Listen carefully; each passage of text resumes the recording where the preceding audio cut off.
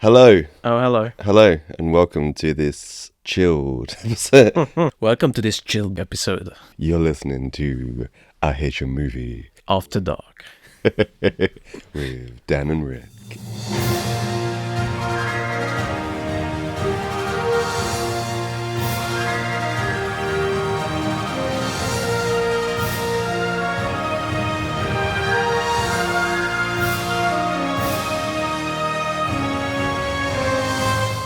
No, you are listening to I Hate Your Movie, I think. Mm-hmm. Fucking hell. I can confirm. Rick is hungover. I am... Sleep deprived. Yeah, let's just go with that.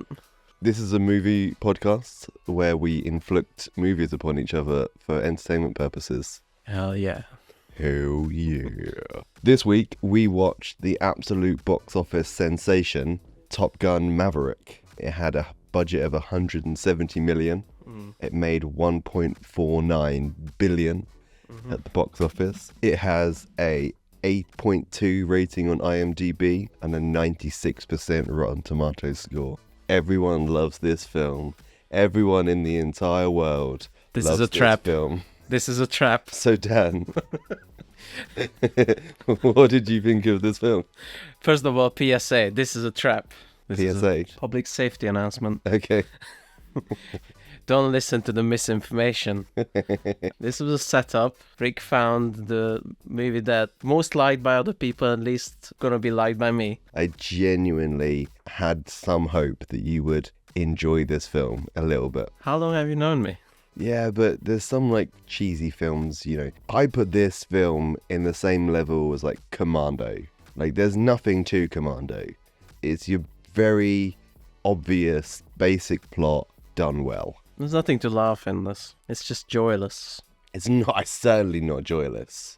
My one sentence review is bottom gone Bedrick, and that's the exact amount of thought that the scriptwriter put into the script of this movie. Okay. I mean, I'm not going to deny it.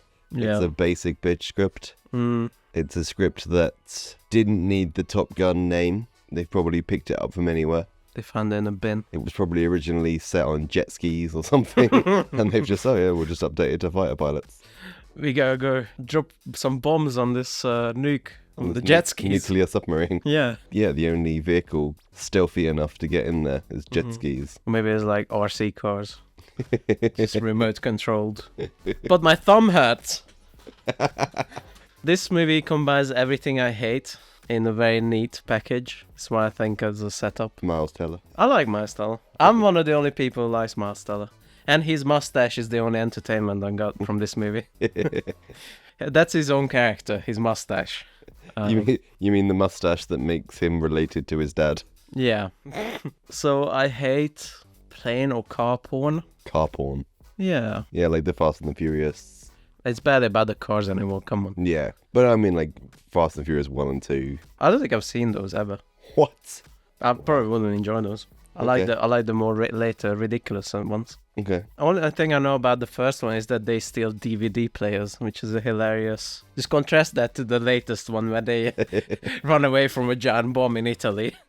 Yeah, so the plane porn, the military sucking off, and hero worship, and 40-year-old unnecessary sequels.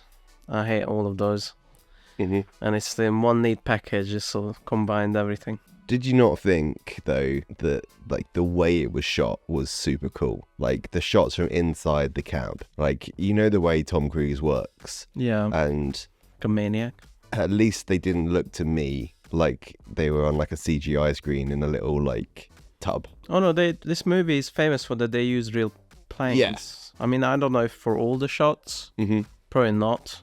No. It'd be hard to make some of those G-force faces naturally. Do you remember when you were a kid you had the big air gun thing? Yeah. On elastic. Yeah. Just pull out Tom Cruise's Botox. And then he makes that His face. whole face just flops to the floor. Yeah. Yeah, I mean, I certainly admire the craftsmanship.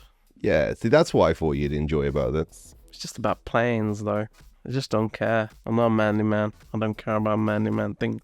Like military or planes. Yeah, to be honest, I thought this film did a really good job of, like, you know, not having the American flag everywhere. You know, it was yes, it was military, but it was like about being the best more than it is about America. It didn't promote a certain navy or military, but they promote militarism for sure. Mm-hmm. Let's just go into this foreign country and blow up their stuff. I also thought they did a really good job of not naming any countries. Yeah. Most people in Hollywood writing this script, you know, they're flying through the desert. Mm-hmm. And they're on the set of Iron Man 1, you know, shooting the 10 rings or whatever it is. I don't know how to feel about that, because I like those terrible 80s movies where it's like the Russian commies are coming, you know? Yeah. But would you have liked that at the time, you know, when it's just such an easy target? For like a simple film, yeah. But this is a simple film. Yeah, maybe it's too simple. Okay. I would... You need the perfect level of simple. Yeah. You want half a glass of simple. Yes. It felt a bit cowardice-ish. Like you could make... And I think I heard... I haven't actually fact-checked this, so... You know, but I've heard... This isn't the Movie Facts podcast. No, if you didn't know that by now, you know. I've heard that they were supposed to be North Korea. What? Yeah, they should have... Wow. I mean, maybe it's hilarious that North Korea has this, like, super planes, but whatever. They should have gone with that. They're, like, very obvious. Just whatever, North Korea is the bad one. Because they are. It doesn't get more black and white than North Korea. Why are you slagging off my boy Kim Jong-il? Or Kim Jong-il. Kim Jong-il? You're going back. Oh, is it? Yeah, that's the previous one. Yeah. You watched too much Team America World Police. That's what we just watched, right? Yeah. Pretty much. Tom Cruise does look like a puppet. I don't know how I feel about that. I don't want the movie to be racist. Mm-hmm. And that kind of picking a single enemy does have like a racist undertone. But I also don't want it to be like a coward. And I want it to just be unabashedly whatever. And I feel like even if it was more like America, I feel like I would like it more. Because it's cheesy. It didn't go all the way on the cheesiness factor. I thought there was enough characters in it that it didn't really need that as well. Mm-hmm. One of my favourite things about this film Yeah. is the intro. I hated the intro. The intro was fantastic. Spoiler alert, by the way. I've never seen Top Gun 1. Really? I've never seen Top Gun 1. Way better than this. Okay. The intro is like, in the US Navy put an elite team of fighter pilots together. It was called ... I wonder what it's going to be called. The A-Team. It's called Top Gun, by the way. Oh, okay. Just in case you didn't know. I didn't like the first intro sequence because it started out very weirdly, where it started out with this elevator music. It's like and then you're like, as the plane porn is already happening on the screen, I feel like it should have started with the Top Gun song, whatever it's called. Highway to the Danger Zone. That's it, yeah. No, before that, for like a good solid minute or two, there's like... Yeah, it's kind of like the film's waking up, you know. No, get into it. Get into it. Just pretty quickly, they're like, highway to the It was like... danger zone. It was like blue ballsing me about the best thing. Well, there you go. That's what it's meant to do. Maybe teasy. No. No? I want this movie to be cheesy and over the top and in your face. It has to start with that. Yeah. So I thought the intro did a really good job. I think, obviously, there's two stories in this film. You know, there's the fact that these pilots are trying to be the best, and there's Tom Cruise, who's, like, just aged out and no one likes him because he's too old. So I think this film does a really good job of introducing Tom Cruise, but with 80s music. So you're like, oh yeah, I remember this. And then you quickly realise as the film starts, well, actually no, because that was a long time ago. This guy that's kind of not relevant to anyone. Mm-hmm. Also, does he live in an airport hangar? I've got many questions with that. Because he's wearing the same jacket. Yes. He's riding the same motorbike.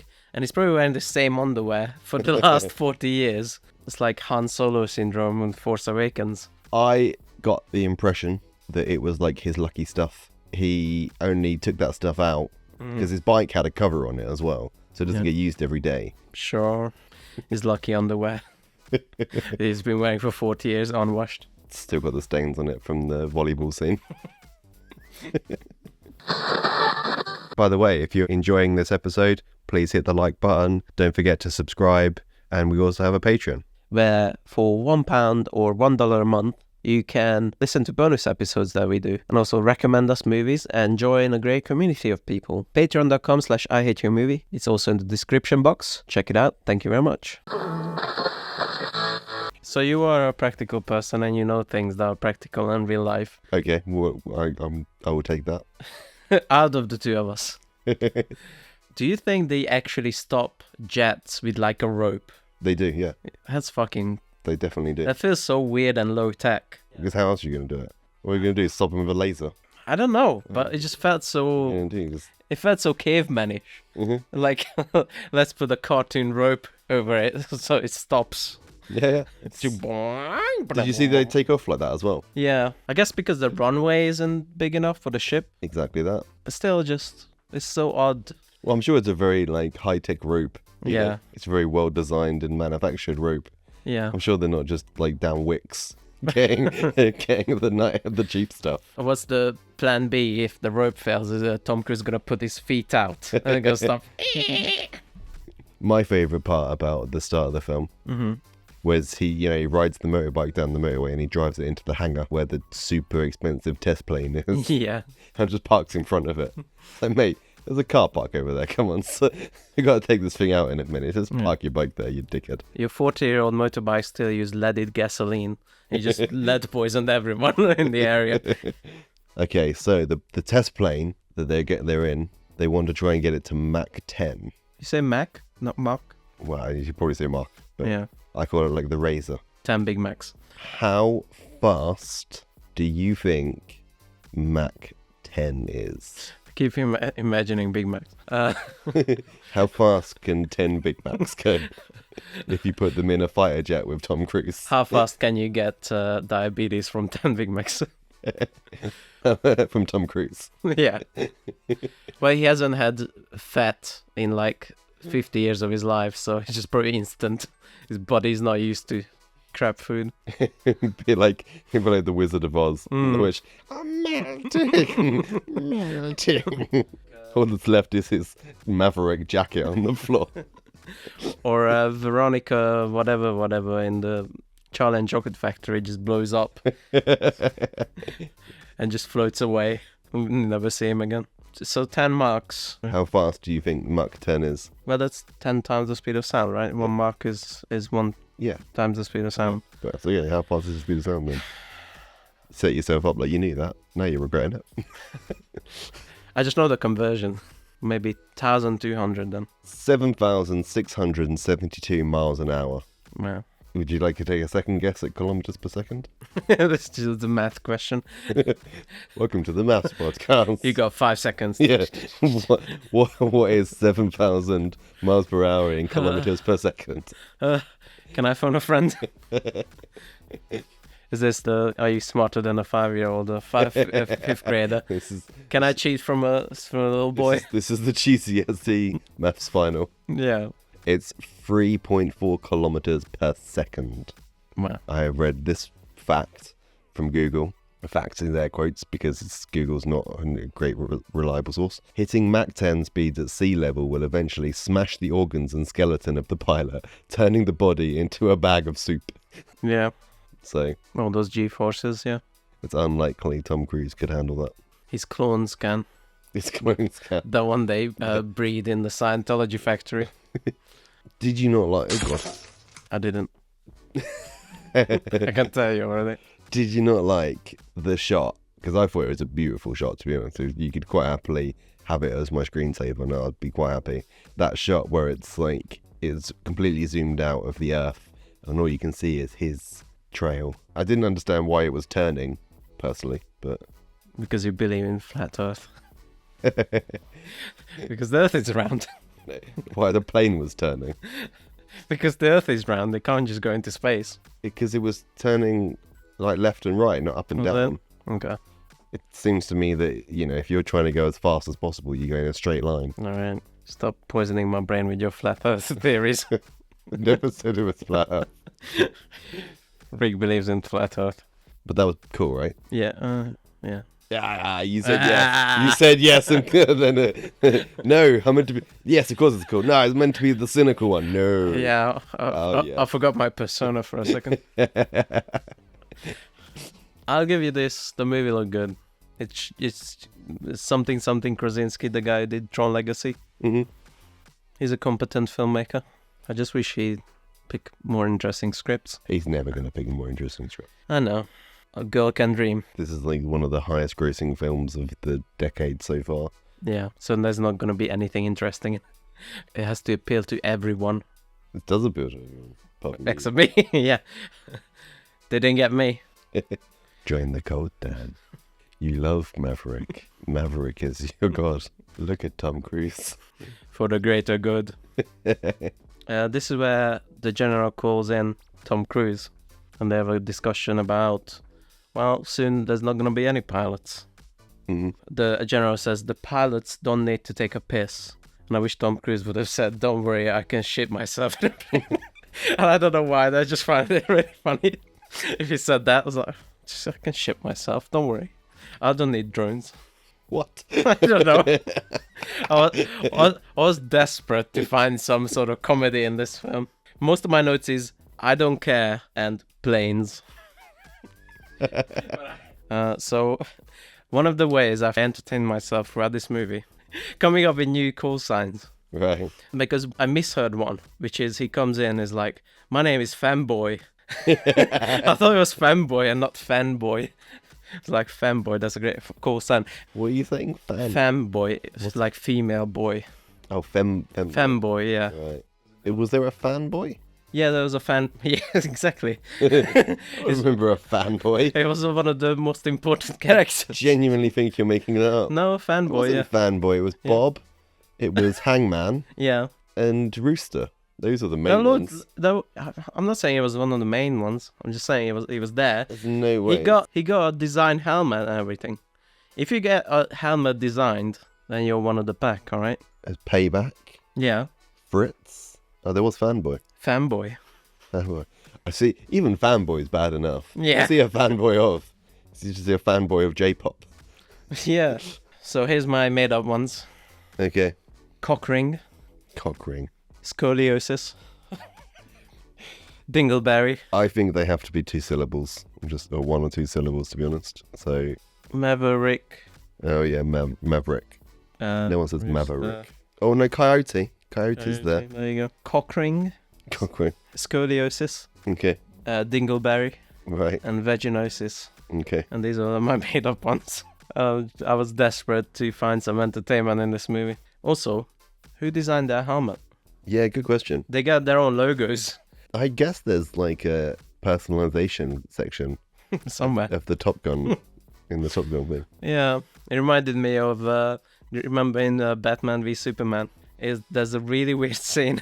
Batman and Wonder Woman are talking over Skype or something. Right. Genuinely.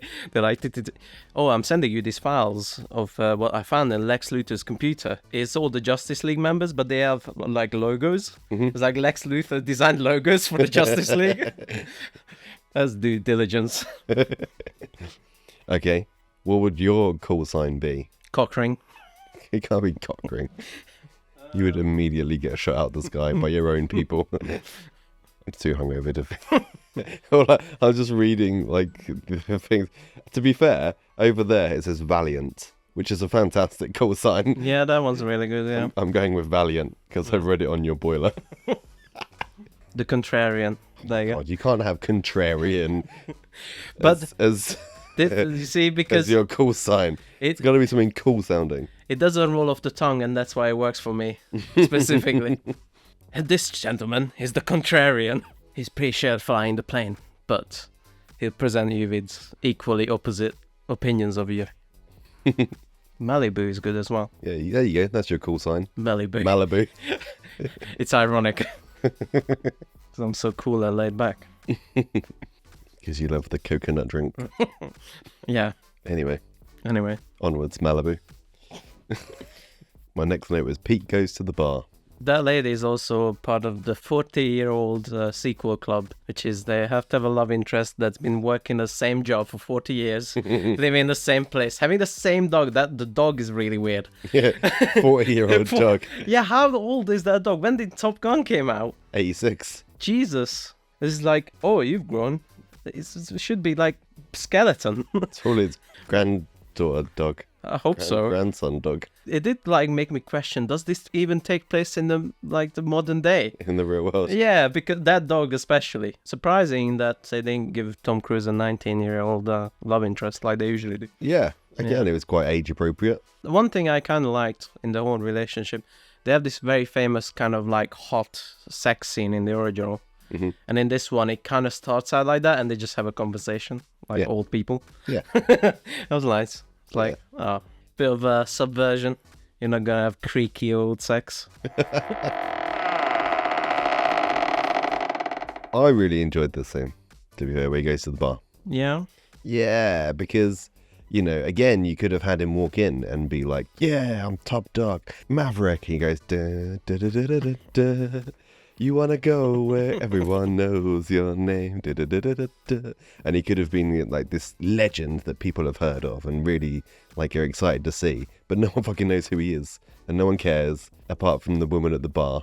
Hangman's like, cheers, old timer. Mm-hmm. And then they all throw him out of the bar. And I will say this, the only thing I really didn't like about this film, because this film is all about him being old and fairly useless. Mm-hmm. It's about him handing over to the next generation. What I really didn't like is in the end he was in the final mission. Yeah, I don't think I like that either. They kind of pulled the rug on all the preparation they did. Yeah, and it didn't make any sense because he like disobeys orders to fly the mission. Yeah. And they're like, Maverick, oh my god, you didn't follow the orders, you nearly cost us a plane, because he bent the plane as well or something. Yeah. Going too fast. You bent the plane. Here's what I'm going to do to punish you. You're going to go on this super secret mission that everyone else wants to go on. Didn't make sense. Yeah. Well, for me, mostly the narrative that didn't make sense. Because you set up all these, like, teacher passing down to the next generation moments. And then, no, he just goes anyway. Yeah. All this preparation and all this, I don't want to say character development, but all this time that we spent with these whatever characters is just useless now. Because most of them don't even come. You even forgot one of them. Yep. So, that's kind of bullshit. He keeps telling Miles Teller not to think. Yeah. You don't think up there. If you think, you die. What? Don't think, just do. Yep. Is that what the screenwriter... Is that the screenwriter's motto? I mean, obviously, your favourite scene in the original Top Gun Yeah. was the incredibly homoerotic beach volleyball scene. Yes. And this one paid homage to that. Kind of, yeah. Did you enjoy? Was there enough homoeroticism? No. No. Come on, it's a staple of the franchise. Come on, man. What's this hetero washing shit? They do dedicate this movie to Tony Scott, who's the original director for Top Gun. Okay. He's the brother of Ridley Scott. Okay. And he killed himself. People assume he was like... Maybe he was even out as gay, I don't know. But he had like problems with it. So if his film is dedicated to him, make it gay as shit. Make it the gayest movie ever gayed. And yeah, it was confusing. The whole American football, but every team is the offense. Offense and defense at the same time. Yeah. Just like fighter pilots. And that teaches them... Teamwork. Oh, okay. A very chaotic, unstructured game teaches them how to teach teamwork. Yeah. It's like any kind of team building exercise. What did you want them to do team building? Do an escape room. Do an escape room. Yeah. Promote that synergy. Because you need structure for that, you know? I guess that they have the camaraderie, that they have some time off. But I don't think it would help the team building. I think team building would help if it was a genuine game and they all had to defeat like something together, you know? Like an escape room. But if they, yeah, but the Sherlock themed escape room. Can you imagine Hangman in there? This clue says I can't read. Don't think, just do. Don't think, just do. At the door. Yeah. They kick out of the... I solved the puzzle. I solved the puzzle with my brain. Don't think, just do, so they'd set it on fire. Yeah. With them locked inside. Yeah. Don't think, just do. No, like, if you play American football and you're both offense and defense, he's just gonna... You should be more frustrated at this. You're the rules guy. Makes perfect sense to me. No. Because they know the game. Like, I don't know. No, they don't. I don't know Because what that's not how the game is played. Yeah, but they know their version of it. Sure. I feel like it would just divulge into arguing about the rules. Well, it divulges into everyone having a good time. Mm. And that's the point. I think you're bullshitting Yes, they at the have- point. They have a good time shirtless on the beach while Tom Cruise watches over like a proud uncle Like a with pervy uncle. with a erection. They should have been shirtless in the escape room. He's a turn up oiled. Sherlock Holmes, a beach mystery. By the way, that Hangman character, right? Yep. We talked about... Glenn Powell. Do you remember when we talked about Palm Springs? Just really reaching into my memory Do now. you remember when we talked about Palm Springs? No, That's the better question. I remember one thing and one thing only. Shouting at you endlessly about how you couldn't remember the fucking film. This, by the way, this approaches that a little bit because it's just so forgettable. But it had that guy who's Superman in it. Superman and Lois, remember? That guy? Tyler Hoechlin. Yes. And we talked about how he looks handsome, but in a weird way. Mm-hmm. This guy is the same. It's like he looks like incest handsome. Incest handsome. Yeah. It looks like he's handsome, but also came from incest. I think we found your new call sign. Yeah. Incest handsome. Ready for battle. Question for you. Yeah. Again, it's like practical manly man questions. Yeah. Rick. There is no one more manly than me. Not in this room. Maybe the dog. Maybe the dog, yeah. Maybe my female dog is more manly. Than us put Yeah. together. Why did the female jet driver what's the Pilot. pilot? Why did Immediately proving our point. why did the jet driver? Jet driver. Why Like a bus driver. Yeah. They do have to drive a little bit to go into the runway. Why did the only female pilot have Across the road. to get to Bob? Why did the only female pilot have the only guy in the back? Oh, some of them did. Did they? Yeah. It wasn't super obvious, and when it was with the females, they always made it obvious. hmm They made it obvious because they're the ones that are going to run the mission later in the film. Yeah, I guess so. It felt weird. They got no time for side characters. I think the point was to make Bob a character, which didn't happen. Yes, he's the laser guy, because that's what they need to do. They need to shoot the laser at the thing, and the laser tells the bomb where to go. Yeah. Why you can't just point the bomb at the hole and shoot it, I don't understand. Yeah. If you've got time to fly one plane, poke it with a laser, why can't you just shoot it? To set it up, they have this mission where they have to zigzag between mountains. Yep. Which is already hard. And then they have to go into this valley, this really Yep. deep It's like the base of a mountain. base of a mountain, and come up, and it's like really hard because pulling the plane up so hard puts so much G-force on them that they could die or pass out or whatever. Yeah. Why don't they just drive there? Would it be not easier to have like a reconnaissance mission and then sneak in at some maybe the zigzag area and then just drive from there and just leg it? You would assume that they'd have people watching the bay and all that kind of stuff. Yeah. I just feel like The idea is that the jets are really quick. So by the time they know what's going on, it's too late. I have some remote controlled drone. That's the whole point of this film, isn't it? Drones are bad. Drones save lives and kill a lot of lives. That's what I say. I've noticed a mistake in this movie. One. A visual mistake. There's a point where someone's taking a selfie with someone Okay. and then they show the phone to the camera. Like you can see the camera is just off. The phone is off. Take that, $1 billion movie. Wow. Yeah. Call sign pedantic. Pedantic. That would be like the logo. The Dan would be It would be in bold. bold. Yeah. Capital D in the middle of the word. Yeah. K at the end. Pedantic. Hello, I'm pedantic. With a K, because I'm really cool. I can correct your grammar. Val Kilmer Yes. is not very well in this film. He's not very well in real life. Yeah. And in this movie, he dies, the character, Yep. which is borderline tasteless. Little bit, yeah. I think in real life he's on the mend as much as he can be. 2015 he was diagnosed, and he's had several medical things since then. I just got one thing to say. Okay. In his funeral, like 4 fighter jets go by in the sky. Yep.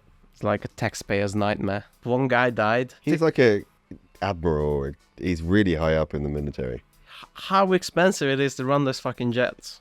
Well, it can also be a training exercise. They actually do that, right? Like, it's an actual thing. I do, and it's gross in real life too. Then that was the most gross kind of scene as well, just in the whole... Because if you just look at this film in a vacuum, like, Welcome is not an important character in this film. He's an important character to Maverick. Yeah, but not enough for the narrative. That was the most kind of gross scene to me. The whole funeral. Mm-hmm. Just like so like militariness. That scene should have been cut out completely because it adds nothing. It's the emotional effect that it has on Tom Cruise. That's all I have to say to that. Just the firm grip of America's cock and just jerk it out. That's what it looked like to me. Again, it was like there wasn't too much kind of like Americanness in that. I just thought it was a military funeral. Don't like militarism and pro-militariness in these movies. Let's talk about the most important character in this movie, which is Miles Teller's mustache. Miles Teller's 80s mustache, which I couldn't take my eyes off. A lot of people have his mustaches these days. Yeah, I guess it so. is coming back into fashion. Hipsters be everywhere. It didn't really fit into this movie, though. Did you not get that idea? Nah, I thought he was honouring his... I couldn't even finish the sentence. No, it looks really weird. It does. Because, yeah, hipsters, there's hipsters, but would there be hipsters in Fighter Jet? Hipsters are everywhere. You throw a rock anywhere in the UK and you can hit a hipster. Yeah. And please do.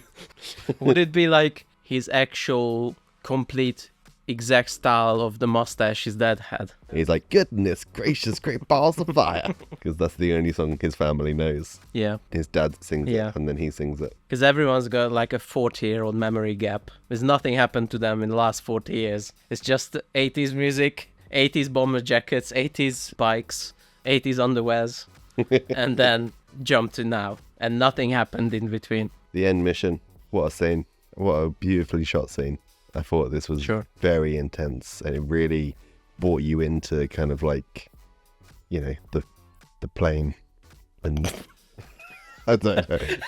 I don't know what to call it. I'm so tired. It really made the plane look good. What's so cool when you bring someone into the world? Birth. You realize? I don't know, but yeah, you had a real feel for the environment, It wasn't just kind of like green screen, bumping up and down. Yeah. Maverick, what are you going to do now? It was real kind of in the plane shit. It was surprisingly easy to follow. Okay. I'll say that. Between the characters I don't care about and... It was a really good thing, by the way, that Maverick picked the main actors in the film to fly the mission. Yeah. Can you imagine if he just picked someone up from the back? Fanboy. Eagle, you're on. What?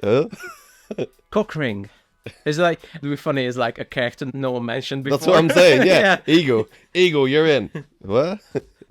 And it's like a flashback, and it shows that he's been in every scene so far. We just didn't see him. Yeah, he's just standing there, waving.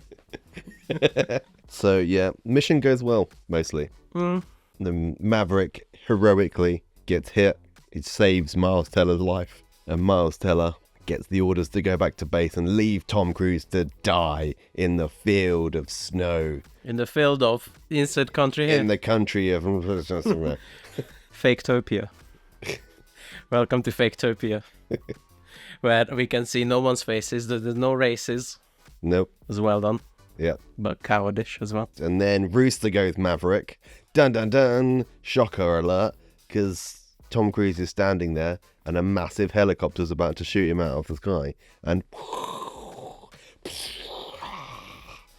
accurate. Yeah. Action.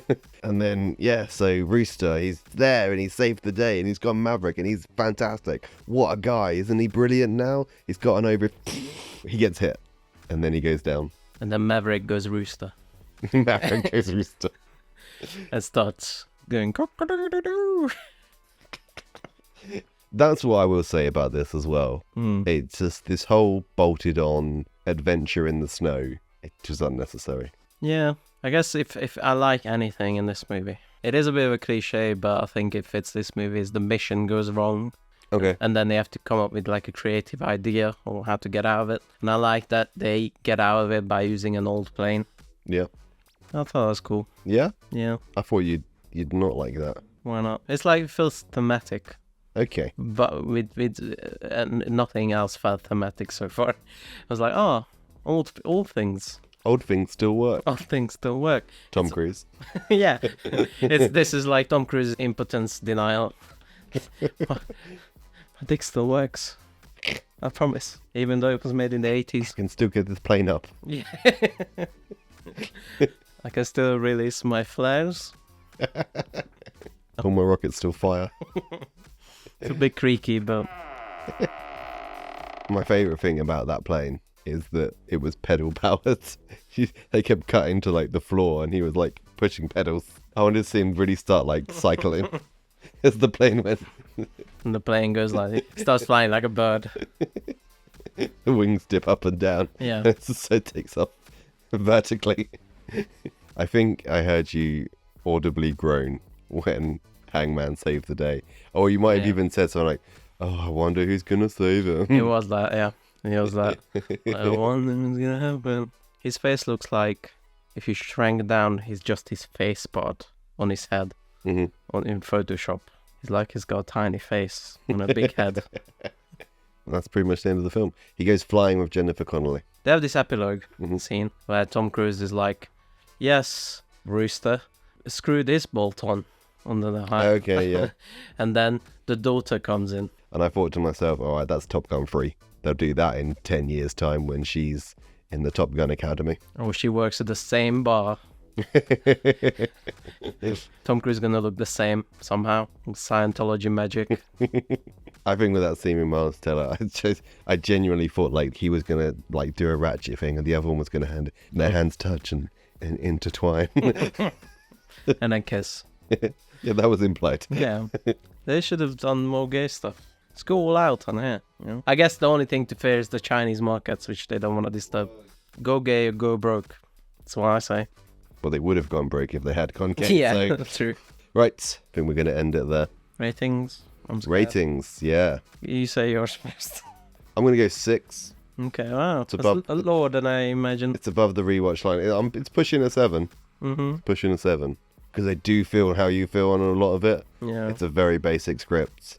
It's very predictable. It's not anything new, Sure. but I think it does what it does very well. I don't think this movie will stand up the test of time very much. I think it will. I think people love this film. And they're loving it right now. In this current cinema environment where everything is fake and everything is drawn out and everything is kind of cynical and lots of twists and everything. And this one is like a true dad movie. Okay. You know, you'd see that on the Father's Day stand in a supermarket. And there's not a lot of movies like that right now. And that's why I think it's extra popular. So your rating. Oh, shit. I don't know how to do this. Well, what you do is you pick a number between 1 and 10. Oh, okay. You say that out loud based on your experience and how much you like the film. Are we still okay with getting hate clicks? I'll go with the 2. 2? Okay. Yeah. That was what I thought you were going to say, to be fair. Yeah. It's well shot, okay acted, generic script, but mostly it's just combines everything I hate in today's movies. There we go. So what am I watching in revenge to this film? Well, we're going to watch the popular film Partners. Partners? Yeah, you never heard of Partners? I've never heard of Partners. Well, I don't know. Should I give you a hint? Yeah, go on. Well, don't just give me a hint. You have to give the people listening it, because I imagine if I haven't heard of a film, probably no one has. It's gonna be a trilogy between Samurai Cop, Fateful Findings, and Partners. God. Very special kind of movie. It's a cop movie made by a guy who teaches film. Yeah. Which enhances the comedy, as you'll see. Partners. I am not looking forward to it. I am. Cool. Cool. Thank you for listening. I'm sorry. Bye. Bye.